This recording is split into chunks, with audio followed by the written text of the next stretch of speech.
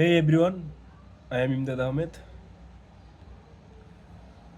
Patience and consistency দুটা জিনিস একে অপরের পরিপূরক বলতে পারেন।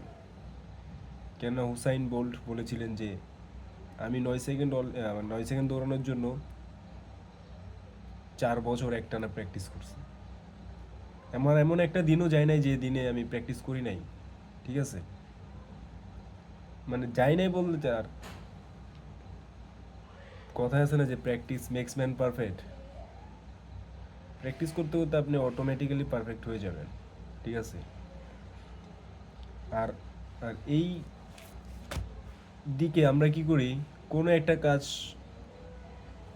মানে করার যদি ইন্টেনশন থাকে বা আসে, তখন কি করি আমরা যে 2-3 মাস করি, দেখি যে জিনিসটা আর আগাচ্ছে না কিংবা সফল হচ্ছি না বা কোনো রেজাল্ট পাচ্ছি না, তখন আমরা এই জিনিসটা নিয়ে ট্রাই করি না, আমরা চেষ্টাই করি না। ঠিক আছে, কারণ ওই কনসিস্টেন্সিটা আমাদের ভিতর নাই।